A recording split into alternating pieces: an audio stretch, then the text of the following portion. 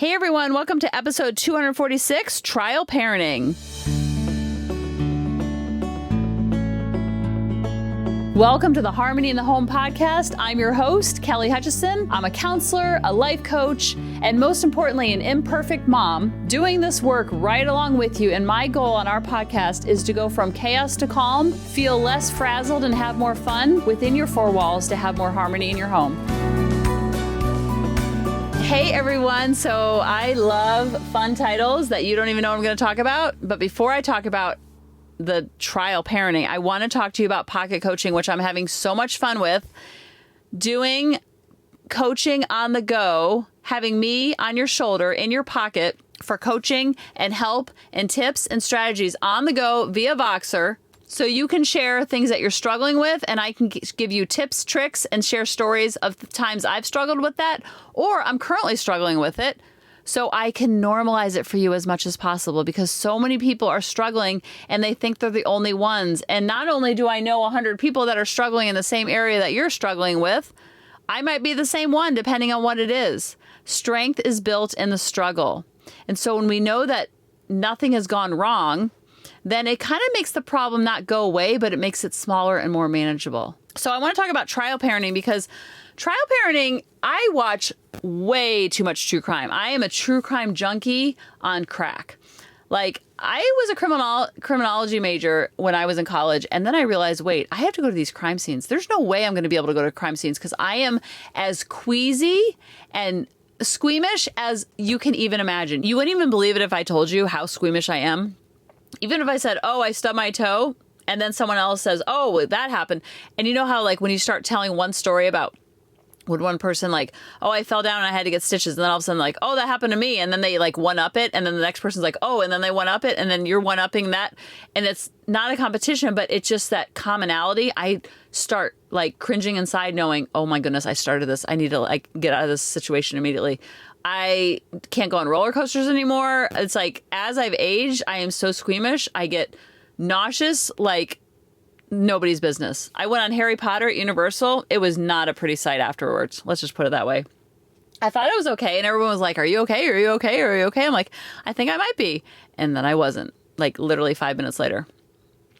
So trial parenting talks about when I'm listening to a case, sometimes I have a lot of background knowledge and sometimes I don't know anything about this case. Like when I'm watching Dateline or I watch the ID channel, and sometimes I'm like, this can't be good for our marriage that we're watching, like Married with Secrets, Fatal Vows, Who the Bleep Did I Marry? David and I watch like a show of that almost every single night before we go to bed. I'm like, this is actually hilarious. If people saw our DVR, he's like, this is your DVR. I'm just watching it with you because I know you like to watch it. And I was like, yeah, that's kind of true. But I watch a lot of true crime and I listen to a lot of true crime on YouTube. I'll actually listen to trials.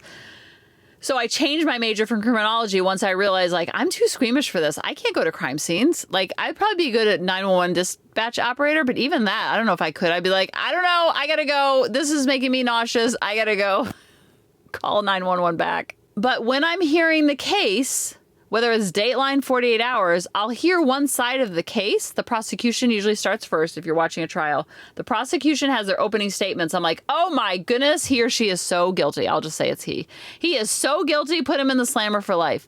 Then the defense will get up and they'll present their case. And I'll be like, oh, wait a minute. Maybe I have reasonable doubt. Maybe he didn't do it. Maybe he was framed. Maybe he was set up. Maybe he was in the wrong place at the wrong time. Maybe it was mistaken identity. Maybe it wasn't the jealous lover. Maybe I'm wrong. And then the prosecution will come back up and the prosecution gets the rebuttal. I think that's how it works. And then I'll be like, oh, wait, I think he did do it. I'm pretty sure he did do it. And so that back and forth is kind of like the way that we see our kids, our loved ones, our parents, our spouses, that both can be right at the same time. Now, obviously, he did or didn't do the crime. But when we're talking about someone's character or someone's characteristics or their idiosyncrasies or their mannerisms or their things that annoy them, both can be true at the same time. So what do I mean? If you're talking about a child and you tell me, my child is so rigid and stressed out and high anxiety and walking on eggshells all the time, I will say, okay, that's one part of your child. What's the underbelly of that child? What's the opposite of that side of those characteristics? They're probably very driven. They're probably very independent. They're probably super responsible. They're probably super organized. They're probably on the ball all the time because they know what's up. So you can look at from the prosecution side or the defense side, and both sides are right. Just like if you talk about a child who's like super compliant, super go with the flow, kind of do what you say when you say to do it. You can control them. You can just kind of walk all over them in a nice, sweet way because they are just like people pleasers and they just want to please and they just want to make you happy and they don't want to disappoint you as a parent. I'm talking mostly about kids. You might have a friend like this too. But then what's the underbelly of that? So that's the prosecution side.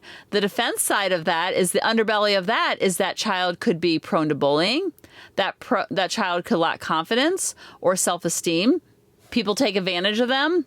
They say yes to everything, so they're overwhelmed.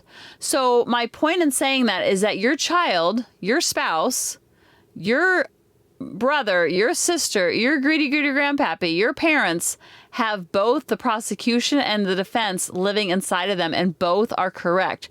And there is no right, there is no wrong. It's just a way to frame your brain to use mind management if you want to manage your mind about this relationship. If this is a relationship that you want to kick to the curb and you want to have distance and have them over for chicken dinner once a quarter, that's a different conversation.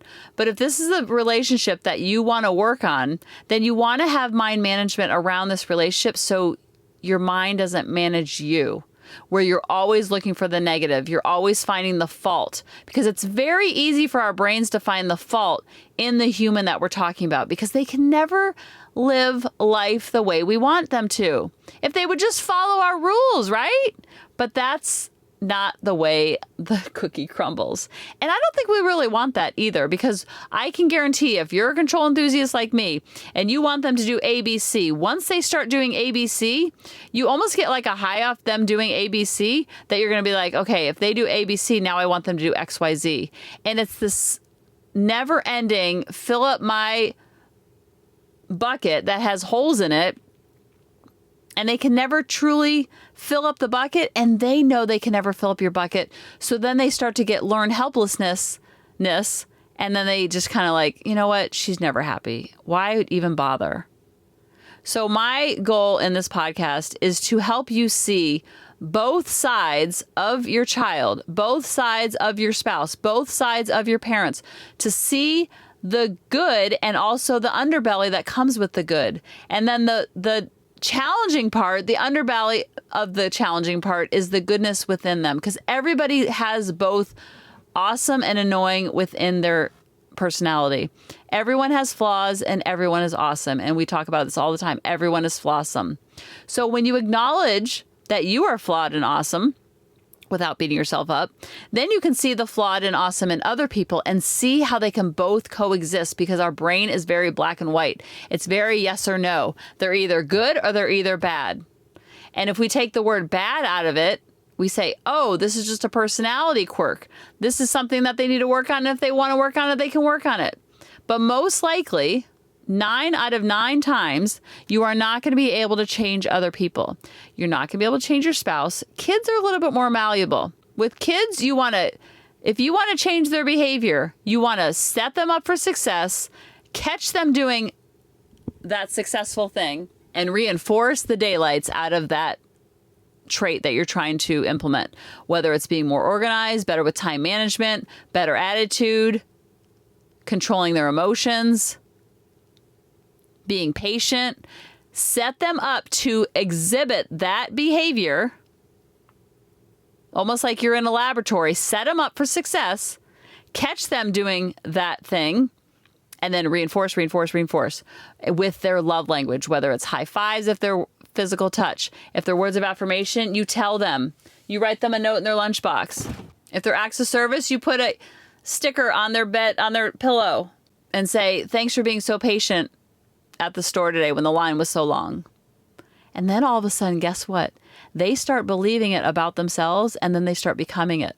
It's like magic. So how do we change behavior? And anybody you want. This could be with your spouse too. Set them up for success.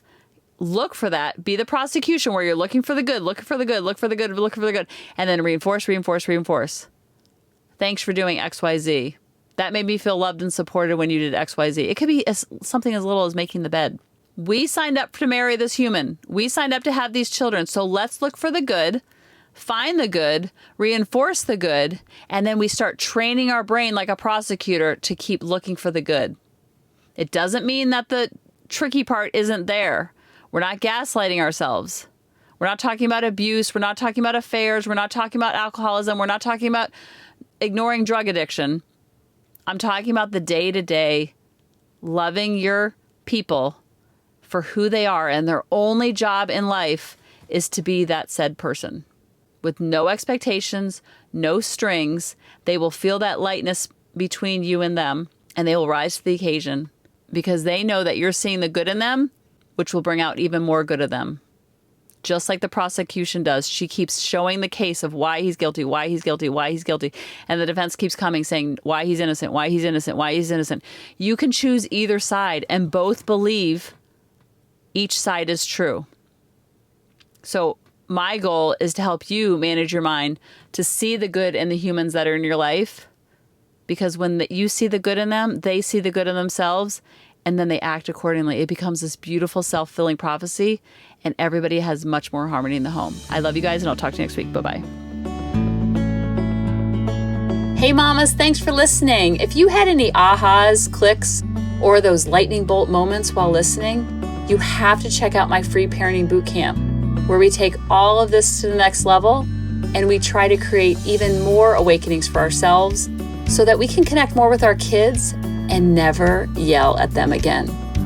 You can sign up at www.coachingkelly.com. And if you really want to fill up my love cup, send me an email of what your aha was, what your click was, what was that lightning bolt moment while you were listening.